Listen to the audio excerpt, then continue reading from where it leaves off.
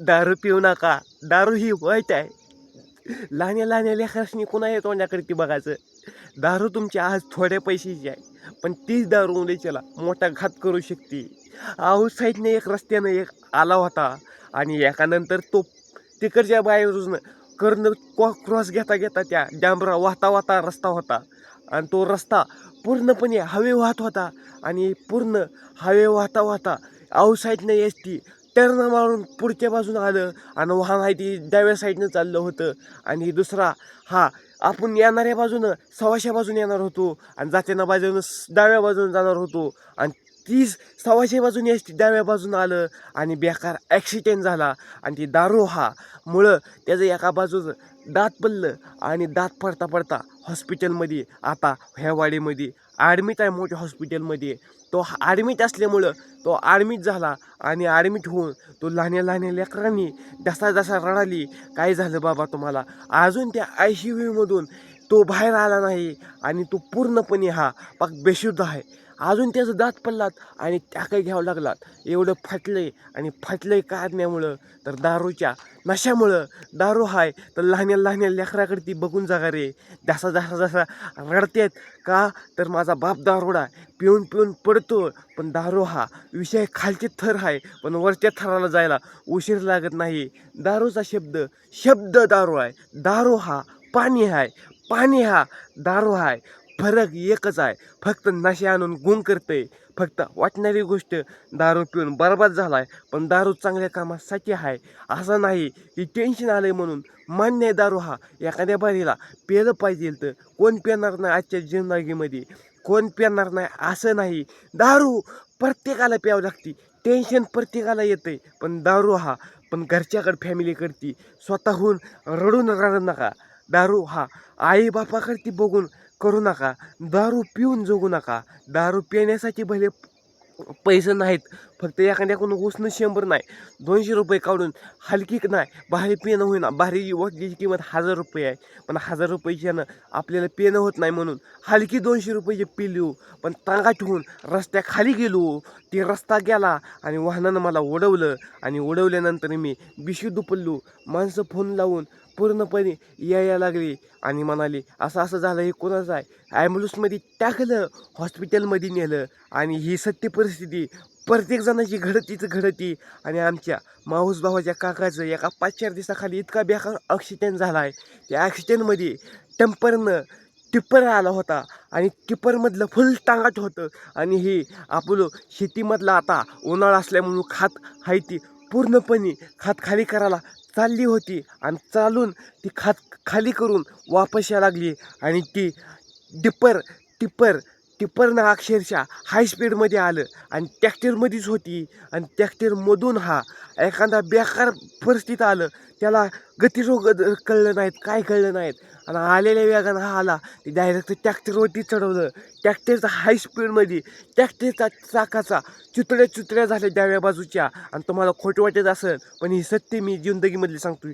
खोटं बोलून मला असं तसं मी सांगणारच आहे, पण खोटं बोलून मला स्वार्थ काय होणार नाही. आणि स्वार्थ हा प्रेमापुटी नाही, जीवनापुटी असावा. पण टिप्परनं उडवलं हाय स्पीडमध्ये. तो टिप्पर हा असा पुढे जाऊन पडला आणि टिप्पर हा पूर्णपणे काचापिसा फुटल्या आणि तो ड्रायव्हर तांगट होता. पण ती ॲक्सिडेंट झाल्यानंतर तो ड्रायव्हर हा पण बेशुद्धीच होता आणि त्या बेशुद्धी ड्रायव्हरला ती पिऊन चालवत होता. आणि आमचा काका आणि माऊस भाऊ हा पूर्णपणे डॅमेज झाली. त्यांच्या पायाला, माझ्या माऊस भावाच्या पहिलाच ॲक्सिडेंट बेकार झाला.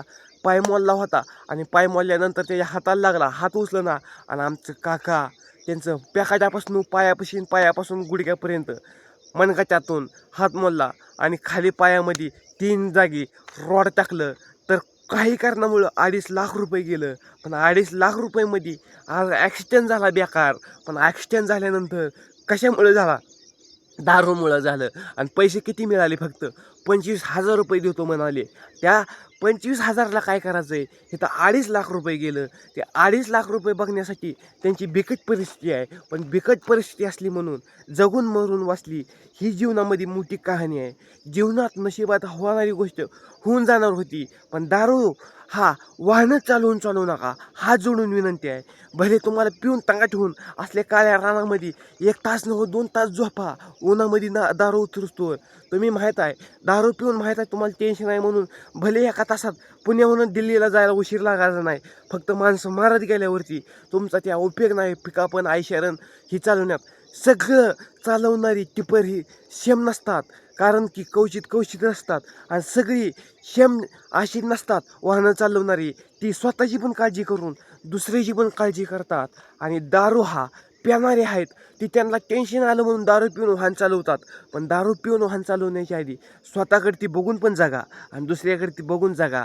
ही लहान्या लेकरांकडती त्यांचं लगीन झालं नाही, आणि लगीन पण व्हायच्या आधी असं झाल्यावरती काय लगीन व्हायचे, लगीनचा जापाना होऊ द्या. पण जिंदगीमध्ये तुम्ही दारूमुळंच, जरी लहान लेकरं असली तर दारूमुळं बापाला हे उडवलं तर बायकोनं कुणाकडे बघायचं, हे बरं वाईट झाल्यावरती.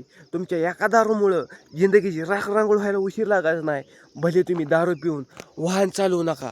टेन्शन हा हातावर आलं म्हणून डोळ्यानं दाखवून उपयोग नाही. टेन्शन प्रत्येक जिंदगीमध्ये आहे, पण दारू पिऊन तुम्ही स्वतः पण बरबाद होऊन दुसऱ्याला करू नका. दारू हा शेवटच्या थरापासून खालच्या थरावर न्यायला उशीर लागत नाही. 1 लाईक आणि सबस्क्राईब बेल आयकॉनवर घंटा प्रेस करायला विसरू नका. इंस्टा फेसबुक पेजला जाऊन फॉलोअर्स आणि कमेंट करा आणि DM करून मेसेज करा. तुम्हाला मी सांगतो कुठला आहे, 45 सेकंदाच्या आतमध्ये रिप्लाय देऊन सांगतो. जाऊन फॉलोअर्स करा, वर लिंक आहे. आणि जिंदगीमध्ये आपल्याला त्या लिंक ती नवरा बायकोची कायम राहण्यासाठी आहे. पण तुम्ही दारूच पिऊन उडवल्यावरती असं जिंदगीमध्ये माणूस हा प्रत्येक राहायचा नाही की. मग जिंदगीमध्ये मी पण वाहन चालवतोय, गाडीवर जात होतोय, वरनं येणारी रस्त्यावरती वाहत्या रस्त्यावरती टर्न नाही, साईड ओव्हरटेक करायला बघतात. अहो तुम्हाला कुठे जायचं आहे, रस्ता कसा आहे, पूल आहे, ब्रिज आहे, रस्ता छोटा आहे, पण त्या छोट्या रस्त्यावरून आपल्याला आधी क्रॉस करायचं आहे. भले तुम्हाला सरकारी पगार जरी असली तर तुम्हाला स्वतःचं करा ना, स्वतःचं काम दमान जावा. आधी माणसं बघून, तुम्ही माणसं बघून तुम्हाला सरकारी पगार असून काय करायचे आहे. तुमची लेकरं बाळ हसतेली, पण तुम्ही ओढून एखाद्याला लेकरं बाळ दुसऱ्याची रडण्यापेक्षा स्वतःची जशी काळजी आहे ती स्वतः करा. पण दारू पिऊन स्वतः भिकारी होऊन दुसऱ्याला करू नका. त्याच्या पण लागलं डिंपरनं उडवलं, त्याच्या त्या कुऱ्याला लागलं आणि रागात निघालं कानातून. कुणाचा फरक निघाला झाला, वाहन चालवणारा होता एक, पण उडवणारा किती जणांना झाला दोष. फक्त ह्याला झाला ती झाला, पाहुण्या रावळ्याला झाला ती झाला, आमच्या फक्त प्रत्येक जणाचे झाला. पुन्हा बघायला गेलो 2-4 दिवसाखाली, पण नीट आहे. अक्षरशः आता 2 महिने बसून काढायचं, झोपून उठायला सुद्धा घ्यायच नाही. कमरेतून, गुडघ्यातून आणि गोट्यातून 3 ठिकाणी मोडलंय. दोष कुणाचा झाला, दारुड्याचा झाला. पण दारुडा हा माणूसच होता, पण माणूस हा काम करून चालला होता. ह्याचा फरक जीवनामध्ये. रस्ता हा कोणाचा नाही, रस्ता सगळ्यासाठीच आहे. दारू पिऊन वाहनं तेवढी चालू नका गाड्या, एवढी तुमच्यापाशी कळकळीची विनंती आहे. आपली लेकरं तशी दुसऱ्याची लेकरं, आपला बाप तसा दुसऱ्याचा बाप. आणि प्रत्येक जणानं हृदयावरती गोष्ट करून ठेवा की जिंदगीमध्ये दारूमुळं खालच्या थरावरून वरच्या थराला उशीर लागत नाही, पण दारूमुळं एखाद्याचं जिंदगी उद्ध्वस्त व्हायला उशीर लागत नाही. जरी मेलं तर 10-15 लाख रुपये जरी दिलं तर मेल्या वारल्यामुळं, पण त्या पैशाचा काय उपयोग करायचा. ती दोष तुमचा दारूमुळं झाला, ती वनवास रस्त्यावर आला. आणि लहान्या लेकरांनी त्या पण ज्याला त्या लेकराच्या मायनं कुणाकडे बघायचं.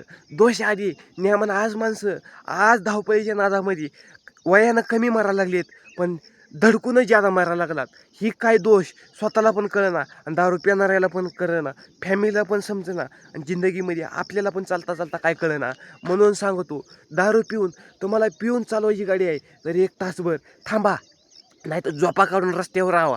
तुमची नाशे उतरल्यावर तोंड घेऊन कोणाच्या चालवा, पण तुम्ही दारू पिऊन चालू नका. पोलिसांना पण गवल्यावर पोलिस पण तुम्हाला सोडत नाहीत, डायरेक्ट गाडी पोलीस स्टेशनलाच आहे फक्त. मग तुमचा दोष दारूच्या बाटलीमुळं सगळी स्वप्न तुटतात. मग त्या दारूच्या बाटलीचा काय उपयोग. स्वतःची पण स्वप्न लांब जायचं ती तुटतात, आणि गावल्यामध्ये दंड पण होतोय आणि कारवाई पण होते, आणि दुसऱ्याला मारल्यामुळं स्वतःची पण जिंदगीचं काय हसू होणार नाही. होस होणार नाही. स्वतः पण आपण बरबाद होणार आहे आणि दुसऱ्याला पण करणार आहे. ह्याच्यामुळे आधी तुम्हाला दारू पिऊन झोपा 2-3 तास नव्हत 4 तास झोपा. काम राहिलं राहू द्या. पण माणसं उडवतच तुम्ही रस्त्यानं गेलाव तर त्या तुमच्या दारूच्या एका बाटलीमुळं सगळ्या ह्यांचा परपंच रस्त्यावर यायला उशीर लागणार नाही हो. हां.